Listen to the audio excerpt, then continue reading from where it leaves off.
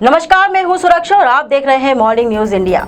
राजनीति को लेकर हमारे देश, राज्यों और शहरों में एक नया मुद्दा सामने आता रहता है, लेकिन इस बार राजनीति को लेकर मोदी सरकार ने जो मुद्दा उठाया है उसको लेकर राष्ट्र ही नहीं बल्कि राज्यों में भी जबरदस्त बवाल मचा हुआ है, क्योंकि यह मुद्दा अब तक का सबसे बड़ा है जिसको लेकर राजनीतिक दलों में चर्चा का बाजार गरमाया है।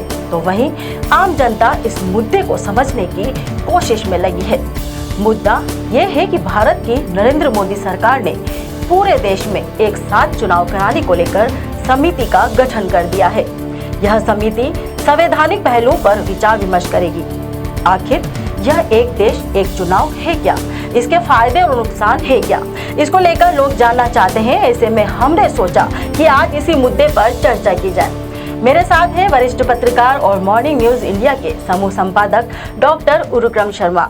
आइए इन्हीं से जानते हैं इन्हीं सवालों के जवाब। सर, सबसे पहला सवाल यही लोग जानना चाहते हैं, आखिर ये एक देश एक चुनाव है क्या?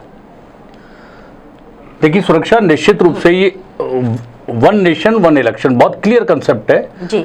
विधानसभा और लोकसभा के चुनाव एक साथ कराना, और विधानसभा और लोकसभा के चुनाव जब एक साथ होते हैं तो देश का जो सबसे बड़ा खर्चा है वो कंट्रोल होता है जी। दूसरी बात, पूरे आप देखेंगे एक बार 1967 के बाद से लेकर आज 2023 आ गया, तब तक आप देखेंगे हर साल किसी न किसी राज्य में चुनाव हो रहे हैं। और उसका सबसे बड़ा नुकसान क्या हो रहा है कि आचार संहिता लग जाती है। आचार संहिता लगने के कारण विकास की रफ्तार रुक जाती है। एक तरीके से देखें तो 1952, 57, 63, 67 के जो चुनाव हुए हैं वो लोकसभा और विधानसभा के साथ साथ हुए हैं। अभी आप देखेंगे तो अरुणाचल प्रदेश, सिक्किम, ओडिशा समेत 5 राज्य ऐसे हैं जहां लोकसभा और विधानसभा के चुनाव एक साथ होते हैं। अब मोदी सरकार ने जो नई चीज की है कि यह ऐसा कंसेप्ट लेकर एक कानून के जरिए या संविधान में संशोधन के जरिए लेके आ रहे हैं ये कि वन नेशन वन इलेक्शन, ताकि ये खर्चों पर और जो अनावश्यक रूप से आचार संहिता के कारण जो प्रशासनिक काम अटक जाते हैं उससे मुक्ति मिल सके। जी सर, एक साथ चुनाव कराने के पीछे कारण क्या है? बहुत सीधा सा है कि एक साथ चुनाव जब होंगे तो देश का जो अनावश्यक रूप से खर्चा बार बार चुनाव पे होता है वो रुकेगा, और बार बार आचार संहिता लगने से जो प्रशासनिक कार्य ठप हो जाते हैं उससे मुक्ति मिलेगी। विकास की रफ्तार को जो बार बार ब्रेक लगता है उससे मुक्ति मिलेगी। सर, एक साथ चुनाव से मतलब हम क्या समझें? केंद्र और राज्यों के ही चुनाव होंगे या फिर हम इसमें समझें कि निकाय और ग्रामीण पंचायत चुनाव भी इसमें शामिल हो सकते हैं? देखिए, अभी तो बहुत प्रारंभिक स्थिति है ये, इसलिए अभी हमें ये कयास लगाना कि अभी खाली एक कमेटी का गठन किया गया है और उस कमेटी के गठन के बाद बहुत लंबा प्रोसेस है। संविधान में संशोधन है, सेक्शन 328/1, 368/2 अनुच्छेद में परिवर्तन करना होगा। इससे जनप्रतिनिधित्व कानून में बदलाव आएगा, इसके साथ ही अन्य कई कानूनों में बदलाव करना पड़ेगा। So it's not a easy process, काफ़ी लंबा समय है, अभी एक शुरुआत है। और अभी जो टारगेट लिया गया है वो लोकसभा और विधानसभा चुनाव दोनों को ही है। अभी जो विधान परिषद और नगर निगम निकायों के जो चुनाव है उसे अभी इससे जोड़ा नहीं जा रहा है। तो लगता है कि चुनौतियों का सामना भी करना होगा। निश्चित रूप से जब भी कोई बात नहीं आती है, नई कोई भी सरकार हो, XYZ कोई भी सरकार हो, जब भी कोई नई योजना लेकर आती है तो उसका एक नेगेटिव पहलू विपक्ष अपना देखता है, क्यों विपक्ष भी अपना फायदा उसमें निकालने की कोशिश करता है। वन इलेक्शन वन नेशन कोई नई बात नहीं है, यह शुरू में भी चलता है। उसके बाद बीच में कुछ स्थितियां ऐसी हुई कि समय से पहले लोकसभा और विधानसभा भंग हो गई। भारत के अंदर लगभग 6 बार लोकसभा भंग की गई है समय से पहले, और एक बार लोकसभा का कार्यकाल 10 महीने के लिए बढ़ाया गया है। तो ये क्रम टूट गया। लेकिन अभी भी कुछ राज्य ऐसे हैं जिनके चुनाव लोकसभा के साथ ही होते हैं। लेकिन अभी आप देखेंगे कि जो चुनाव का प्रोसेस है, विरोध क्यों हो रहा है? विरोध के 2 कारण जी।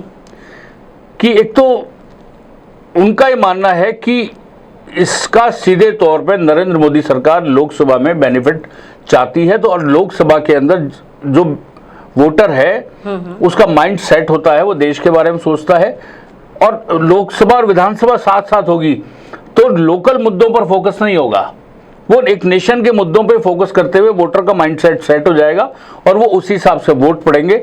यह एक एनडीए का सोचना है और एनडीए का इसका बेनिफिट भी लेना है। विपक्ष भी ये बात मान रहा है कि ऐसा होने से एनडीए को बेनिफिट मिलेगा और वो इसका विरोध भी कर रहे हैं। आपको देखो, मैं आपको याद थोड़ा फ्लैशबैक में लेके जाता हूँ मैं। मोदी सरकार 2014 में आई और 2015 के अंदर इसकी शुरुआत कर दी गई थी। लॉ कमीशन ने अपनी रिपोर्ट भी दी थी। उस लॉ कमीशन की रिपोर्ट में भी साफ तौर पर क्लियर था कि वन नेशन वन इलेक्शन की उसने सिफारिश की थी, ठीक है। उसके बाद में 2019 के अंदर एक सभी राजनीतिक पार्टियों की एक मीटिंग बुलाई गई, जिसमें तत्कालीन कानून मंत्री हुआ करते थे रविशंकर प्रसाद। उन्होंने भी इसकी पैरवी करी, लेकिन कुछ विपक्षी दलों ने उसका भी विरोध किया। उसके बाद 2020 के अंदर पीठासीन अधिकारियों के सम्मेलन के अंदर प्रधानमंत्री नरेंद्र मोदी ने साफ तौर पे कहा, एक संकेत दे दिया साफ तौर पे, जो मान के चला जा रहा था कि आने वाले दिनों के अंदर इस दिशा में केंद्र की सरकार बढ़ेगी और देश में एक देश एक चुनाव की परंपरा को लागू किया जाएगा।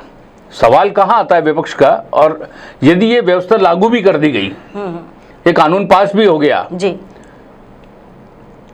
तो किसी राज्य की सरकार यदि समय से पहले भंग हो जाती है तो क्या शेष अवधि के लिए राष्ट्रपति शासन लगाया जाएगा? बिल्कुल। क्या लोकसभा भंग हो जाती है तो उस अवधि में, शेष अवधि के लिए क्या एक्शन होगा?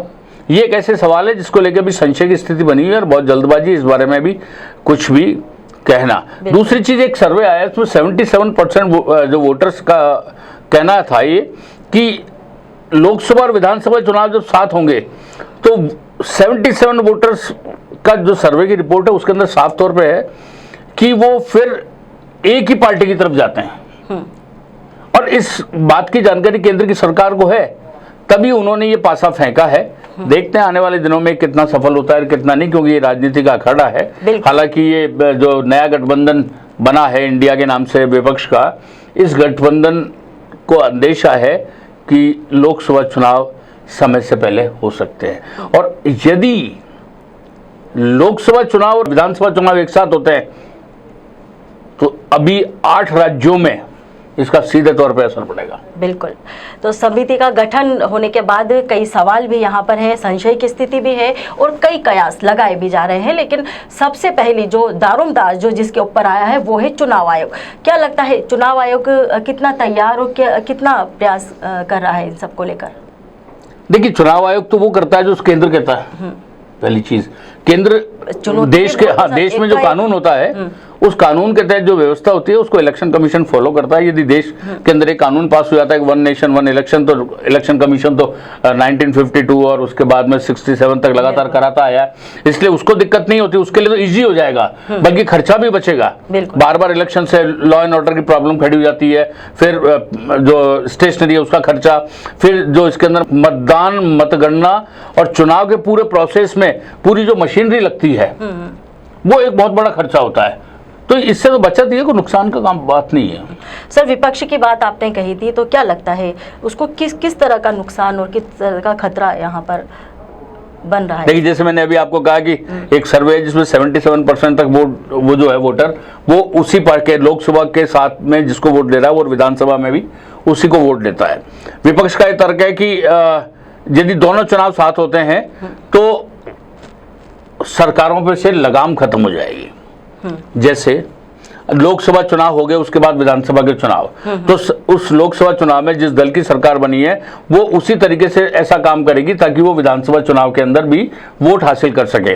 अब यदि दोनों चुनाव ऐसे हो गए तो 5 साल तक उनका ये विपक्ष का मानना है कि उसके ऊपर कोई कंट्रोल नहीं होगा, कोई लगाम नहीं होगी। बिल्कुल। तो क्या लगता है, क्या ये देश हित में है या फिर मोदी सरकार का कोई चुनावी पैतरा? देखिए, जहाँ तक अब तक हम 2010 से लेकर 2023 आ गया, लगभग पिछले 10 साल का कार्यकाल की बात करें तो प्रधानमंत्री नरेंद्र मोदी ने कभी भी कुछ चीज़ लेकर भी आए हैं तो उसके कोई ना कोई मायने होते हैं। तो बात है यहाँ पर नरेंद्र मोदी यानी केंद्र सरकार, मोदी सरकार की। मोदी सरकार ने कई ऐसे अहम फैसले लिए हैं जिनको लेकर विपक्ष ने कई बार बवंडर भी मचा है, कई बार बयानबाजी भी की है। तो अभी फिलहाल ये चुनावी जो मुद्दा है ये गरमाया हुआ है। क्या लगता है अब इसका पूरा फ्लैश हम बात करें तो क्या असर आप देखते हैं? देखिए, विपक्ष को जो अंदेशा है कि 2024 में जो लोकसभा चुनाव होने वाले हैं वो अभी जो इस साल के अंत में राजस्थान, मध्य प्रदेश, छत्तीसगढ़, तेलंगाना में जो चुनाव हो रहे हैं उनके साथ ही चुनाव हो जाए। फिर 2024 के अंदर जब लोकसभा चुनाव होंगे उसके बाद महाराष्ट्र, हरियाणा के चुनाव है, उसके बाद में पश्चिम बंगाल, केरल, तमाम सहित कई राज्यों के चुनाव है। तो ये सब एक साथ खत्म करके एक साथ भी चुनाव होते हैं। तो एनडीए यानी नरेंद्र मोदी और उनके जो गठबंधन के दल हैं उनका ये मानना है कि यदि अभी चुनाव होते हैं तो निश्चित रूप से एनडीए को फायदा होगा, और विपक्ष कभी भी ऐसा नहीं चाहता कि एनडीए को फायदा। और इसमें एक चीज़ और है सुरक्षा, आप देखें इस बात के लिए कि जो कानून है ये वन इलेक्शन वन नेशन वाला जी, ये जितना सरल समझा जा रहा है उतना सरल है नहीं। क्यों नहीं है ये कि इसके लिए सेक्शन संविधान के 368/2 अनुच्छेद में साफ तौर पे लिखा हुआ है इस तरीके कोई बदलाव के लिए 50% ज़्यादा राज्यों का सहमति होना जरूरी है जी। वर्तमान परिप्रेक्ष्य के अंदर यह संभव नजर नहीं आता है। बिल्कुल। तो यदि राज्यों की बिना सहमति के लागू किया जाता है तो ये कानूनी पचड़े में फंसकर अदालतों में अटक जाएगा मामला जाके। और अभी 50% राज्यों के पास में नरेंद्र मोदी सरकार का इतना समर्थन हासिल नहीं है, क्योंकि सभी जगह बीजेपी की सरकार नहीं है, कुछ जगह बीजेपी अलायंस के अंदर उनकी गवर्नमेंट बनी हुई है।